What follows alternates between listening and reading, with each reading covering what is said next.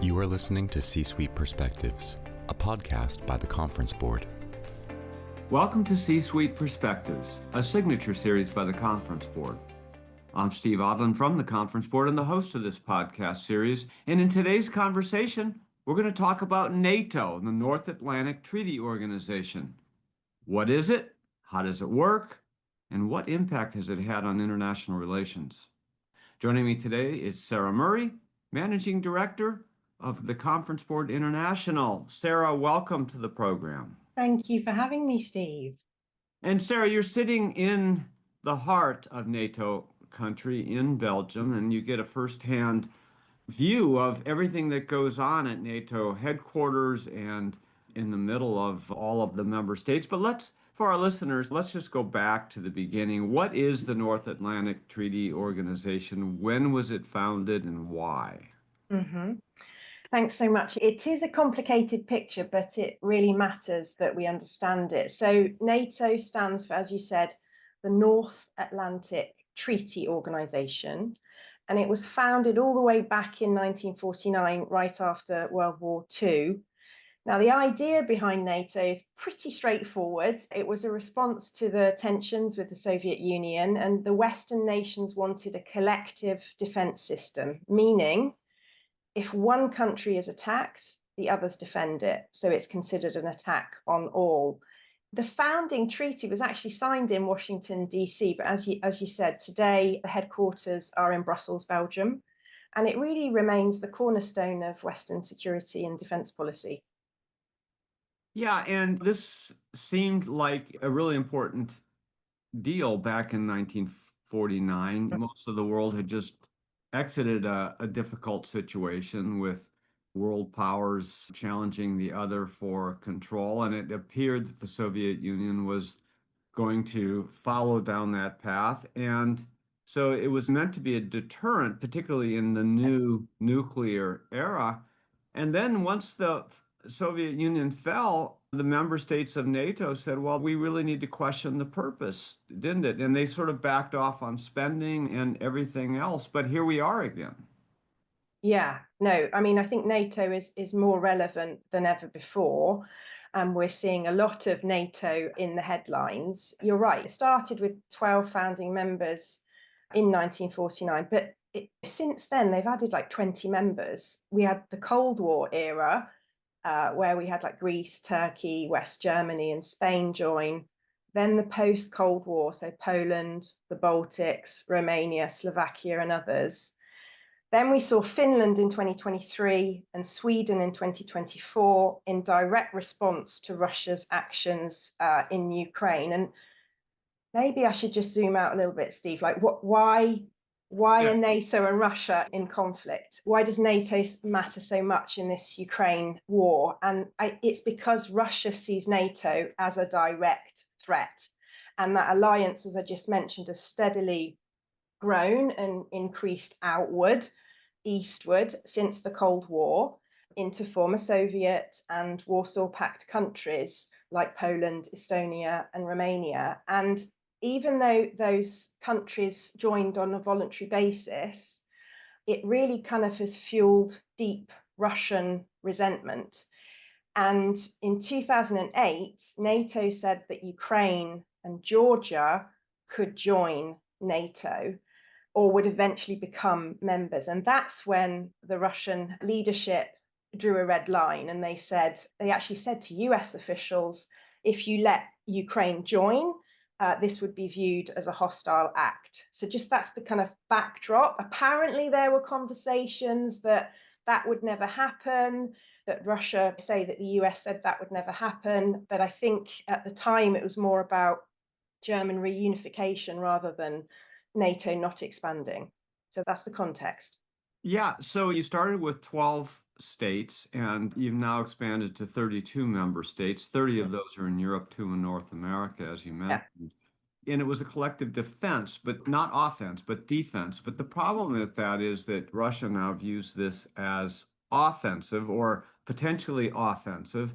Yeah. And particularly their border states, the Baltic states, of course, and Ukraine and some of the other Eastern European states now have become NATO members. And so their point of view is that they're threatened by this because all the states around them now are members of NATO. So they don't view it as a defense organization. They view it as a potential offensive situation. So you can see how there's room for misinterpretation on their side. You can, but yeah, I think the way that NATO is governed, it runs on consensus. So every member has an equal say and they must agree on decisions, whether it's military or political. At the top, you've got the North Atlantic Council. So that's led by the Secretary General Mark Rutte, who was the former Dutch Prime Minister. He acts as like the face of NATO. Then you've got the Supreme Allied Commander in Europe. That's a position that's always held by a US general. So that kind of tells you something about America's role in the alliance. But NATO don't go out and create war. I think the oversight is about they collectively defend if attacked. And, I think the oversight is very much the ambassadors, the defense ministers of those countries. They meet to decide on military action, strategy, diplomacy. And again, the way that it's kind of put together is it's a force that will come together collectively if attacked, rather than your point, Russia see it as an offensive thing, but it's not like NATO is going out and creating war. Yeah, now there are 14 articles that are part of the treaty. Can you just walk Yeah, through them? yeah. Not in huge No, depth. I won't go through everyone, but I've clustered them. I think it's a great place to go next. Articles 1 to 3, that's like peace, democracy, each country building its own defense capabilities. Notice the word defense. Article 4 is for consultation. So then if a country feels threatened, they call everyone and they have a talk. Article 5 is the big one. If they are attacked, if one country is attacked, it's considered an attack on all. Article 6 defines where that applies. Interestingly, it's either North America typically or Europe. So it's not the rest of the world, things that could be happening there. Then the other articles like 7 to 14 are things like how countries can join or how they can leave, how the treaty works with the UN Charter. It's kind of like the ratifications and things like that. Yeah, and there's a political purpose and a military purpose. You talked about Yeah. the military purpose, which is defensive only against potential aggression by originally the Soviet Union and now Russia. There are also political and trade purposes that have come from this. Talk about that. Yeah, so you're right. NATO is not just a military alliance, it's a political forum. So politically, NATO exists to promote democratic values. So it's about building trust, it's allowing countries to consult on security threats. That's when Article 4 comes in. Militarily, it's about the collective defense, and the military decisions are governed by the military committee, executed by NATO's command structure. But what I find interesting is that each member retains the sovereign control of its forces until they commit to a NATO mission. And at that point, it's NATO strategy. Yeah, now you mentioned America's outsized role in this, and you can understand historically in 1949, most of the other member states' resources were fairly depleted after World War II, and America was really the strongest remaining state in that. Things have evolved over time. Europe has recovered, obviously, and resources, but there still has been this outsized contribution by the USA in NATO. And if you look at the amount spent on defense by the US, it's equivalent to the next 9 nations combined, including China and Russia. So talk about funding for NATO, because that has evolved over time as well. Yeah. First of all, I think, as we've seen, the US have done a very good job to influence and persuade the NATO members to put more defense spending to really significantly increase that. And we have seen a lot of those countries doing that. And I think we're going to see even more of that, particularly after the recent incidents. So I think That's happening. The problem that we've got is while there's a commitment already to increase the spending, there's a lag for all of that kind of military equipment being produced. That's the kind of risky point that we're at the moment. But I think all of the members have become increasingly aware that they need to be more decisive, that they need to kind of take this more seriously, and they need to change the spending from a ballooning welfare state to securing their defence. That said, within NATO, there are certain obligations, and there are collective obligations under Article 5, right? So Article 5 is invoked when a country is attacked. Each country decides how to respond. So in that kind of situation, it doesn't necessarily mean it's an automatic war, and it doesn't mean that every country needs to send troops. So some member countries, their contribution could be air defense systems or intelligence or humanitarian aid. It's flexible but a firm response. So what we've seen over the years is the US has always really kind of had a very sizable military contribution to NATO, and it's kind of really kind of been saying, look, we want others to have just as much, right? And not only give the intelligence or the surveillance, they need to kind of do more. Yeah. Yeah, now this whole spending thing has evolved over time. In 1949, with the original states, there was not an explicit defined percentage of GDP that was Correct. committed. That only came into being in 2014 Yeah. when Russia annexed Crimea, and then they established it as this 2% level, and then they gave each other a decade to get there. Where do we stand today? How many states roughly are at the 2% and how many are not? 4% has now been the target, and what we've seen is significant increase in spending, certainly by the countries that are closest to the borders, of Russia. Poland, for example, leads the way. I think it's at 5%. It was the largest percent of GDP. And then we've got countries that are kind of further away, like Spain, for example, that don't probably even have a percentage. But they have all collectively agreed that 4% needs to be achieved. There has been massive improvements, certainly since the second US administration has come in. But I think there's talk that maybe even that needs to be increased even further. Certainly those that are closer to Russia, they're the ones that, really kind of seeing the threat. We've got Poland and Finland. They're preparing to turn their borders into wetlands so that the Russian tanks will be prevented from advancing. Lithuania is also digging a 30-mile wide ribbon of defences on its borders with Russia and Belarus, and minefields and bridges set to blow up in cases of invasion.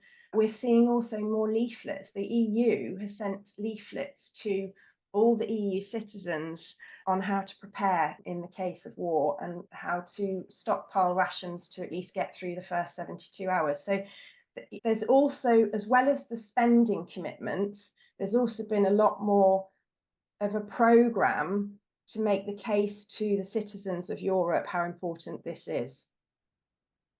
Yeah, and it depends on where you sit as to your view of all of the possibilities here. I think certainly in North America, you have the people have a different view. I mean, it's further away. There's a large ocean in between. It seems a little bit more academic, although, and the memories of certainly World War I, but also World War II have faded. You're sitting there in Belgium, which was the nexus of the last couple of world wars. I mean, throughout the 20th century, that it was a battlefield. I mean, it's really kind of nerve-wracking, isn't it? It is, but also I think, it was less academic for people in the US, if you think about it. I mean, Article 5 has been triggered once, and that was 9/11. And all of the NATO members, as a show of solidarity, came together to support the US. NATO controlled US airspaces straight after. Not every country decided to send troops to Afghanistan, but a lot did. And that became one of the longest kind of NATO missions that we've seen. So that was an example of when you're in the club, when something happens, everyone comes together. Nowadays, we're seeing, you're right, it's more further away from the United States. But I think the question on people's minds in Europe is, if something happens, as we're starting to see more escalation, we know that the US feel everyone should pay their fair share. There have been steps to do that. But if something happens tomorrow, what contribution would the US make? And as I said, it doesn't have to be identical contributions. Every member decides what they're going to do. But what solidarity will the US show when it looks increasingly more likely that we're entering into very difficult and dangerous times? We're going to take a short break, but don't go away, because when we come back, we're going to talk about what's happening right now and what are the next steps with NATO. What does the future of work mean for your employees? How will your company navigate the future of AI? Will there be a global recession? At the Conference Board, our experts translate the latest research and economic analysis into insights and real-time problem solving for your organization. Membership at the Conference Board provides your team with an assortment of knowledge from economics, marketing and communications, governance and sustainability, public policy, and human capital. As a member, you'll have access to our center experts, member-exclusive events, data and benchmarking tools, and peer sharing that will help you understand the present and shape the future. Consider becoming a Conference Board member today by visiting www.conference-board.org. Welcome back to C-Suite Perspectives. I'm your host, Steve Odland from the Conference Board, and I'm joined today by Sara Murray, Managing Director of the Conference Board International. Okay, so Sara, before the break, we were talking about the triggering of Article 5 and what would happen and, and so forth. That seemed to be, as you said, an act more of a, well, that'll hopefully never happen. But it has happened once, and it was on US soil, not in Europe. And it was 9/11, the attacks in New York City and Washington, D.C. Now, there's talk again about triggering of Article 5. First of all, in and around Ukraine, but most recently, Poland and the Baltics. Talk about that. Yeah, indeed. First of all, and maybe I should just say that Ukraine is not a NATO member, even though they wanted to join. So attacks on Ukraine don't trigger Article 5. And also, a country that's at war cannot become a NATO member, which I think is interesting. But if Russia strikes NATO territory, and that's what the incidents that we've seen recently with Poland and with Estonia, that could qualify as an attack on NATO. And so what we've seen recently is Poland and Estonia have invoked Article 4. So that's the let's talk, we feel insecure, we feel our security is at risk. So first in early September, we saw these Russian drones enter into Polish airspace. Apparently there were more than a dozen. 3 were shot down, several crashed into eastern Poland. That was a significant breach of NATO airspace since the war began in Ukraine. And what we saw was NATO scrambled Dutch planes, German planes, French jets to reinforce the area. Then just a couple of days ago, Estonia followed with Article 4 because 3 Russian jets violated its airspace. And again, Estonia have said this is unprecedented, this is brazen. This is only the 9th time that Article 4 has been used in NATO's history, but 2 of them were in the last 2-3 weeks. Now, Article 5 has not yet been invoked, but it's close. NATO's top general is saying that they're still trying to determine intent, which I think is really interesting because drones crossing into sovereign airspace, that can still be seen as a violation of national security. And 1 drone might be a mistake, but I think 12 is not, right? So at the moment, what's going on is this huge debate inside NATO about red lines, especially as more and more of these are becoming more frequent. Well, it's not just drones. True. There have been MiG fighters sent by Russia into and over Poland and Estonia. You also have military bases being built on the Russian side of the border with Finland that each hold 10,000 personnel. These are huge military installations being built up and down the border with Finland. It appears that Russia is taking on a very offensive role while they continue to prosecute their campaign to reabsorb Ukraine. So you have this situation, and you've had the US president reach out, Mm. hold out olive branches, do everything that he could to try to end the situation in Ukraine, which has been met with polite response, but no action, and in fact, an intensification of all of their actions, both in Ukraine and now along the NATO border. It would appear Hmm. that they are thumbing their nose at all efforts to create peace and, in fact, trying to incite a reaction here which would justify their action. Am I reading this incorrectly? Yeah, I think first of all, the scale and the timing of all of these right before the Russian Belarusian military drills strongly suggests that it was meant as provocation. Poland's Prime Minister Donald Tusk called it the closest thing we've seen to open conflicts since World War II. The other theory is that this might be happening to shift the focus of NATO and its members onto defending itself rather than bolstering Ukrainian defense. So I think what is happening is Russia is testing NATO's unity, especially as US support for Ukraine softens and Europe debates and tries to kind of build up for its next steps. So I think Russia wants to see, will NATO hold the line? Will it escalate or will it hesitate? So I think these breaches, they're not just military tactics, it's that geopolitical stress test.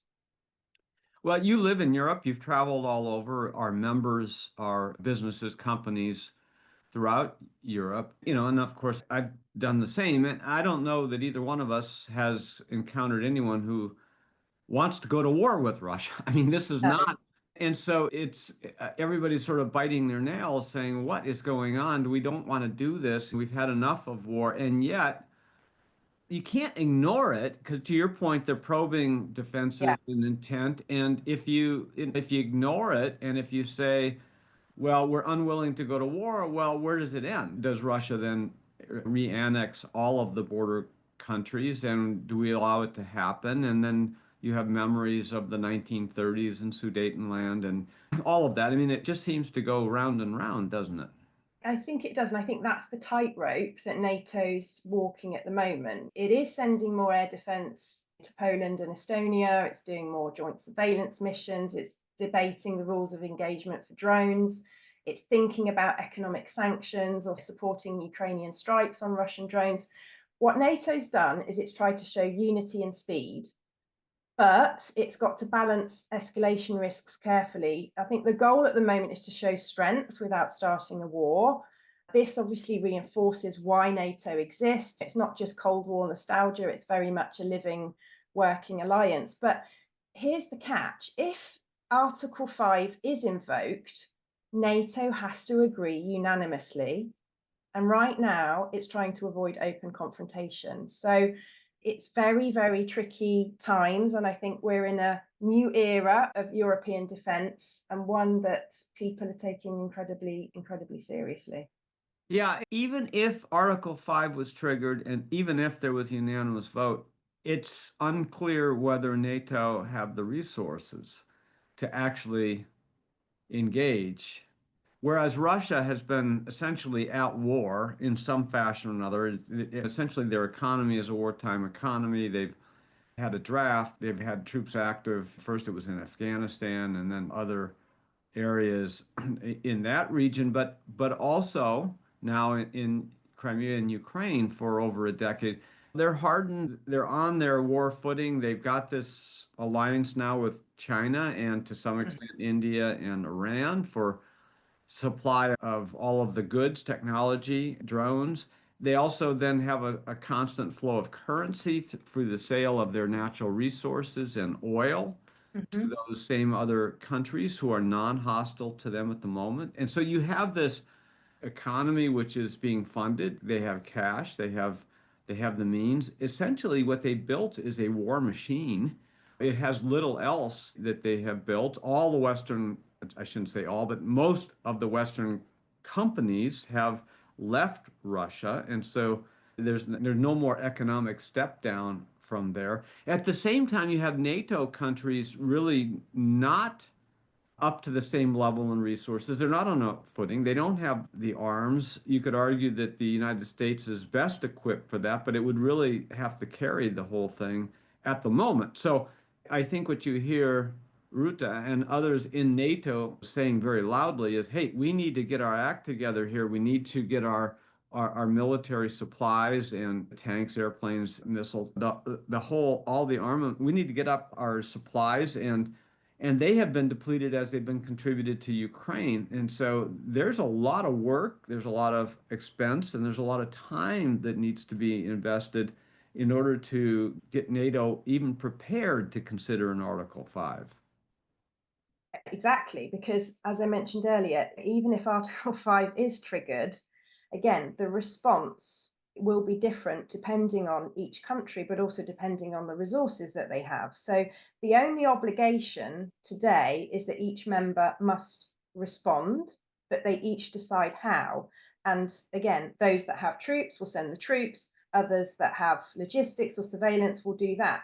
Whether that's enough to deal with the actual attack is the question. And I think that's also why, despite the fact that European countries are increasing their spending, they still look or have a dependence on the US as one of the members that would be able to help most significantly in the military space.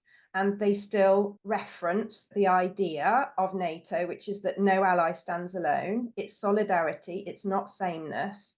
And that's the problem. So timing, it would benefit Russia to do something now, knowing the context of all of those kind of member states that they're in, but they're not necessarily prepared. And that's the risk. And that's unfortunately one of the ugly scenarios that could take place in front of our eyes. So if deterrence fails, then we've got a multi-front superpower conflict on our doorsteps. And after 80 years of peace in Europe, I think that's something that no one would have thought possible. But I think the realization is dawning more and more that Europeans need to prepare for this likelihood that indeed it could happen.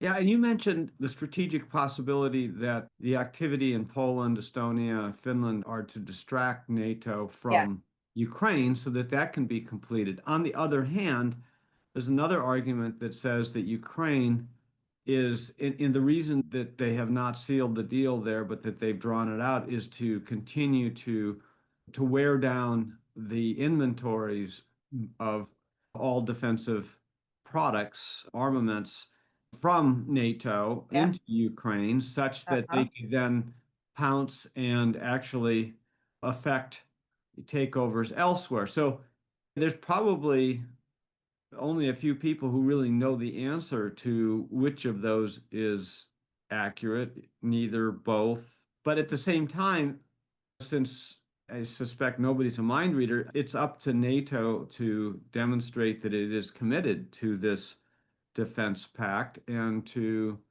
get prepared, as you say. So it is really an uncertain time and a bit of a frightening time, because this is not 1939. This is a period where it's heavily nuclear based and technology based, and it's a different era.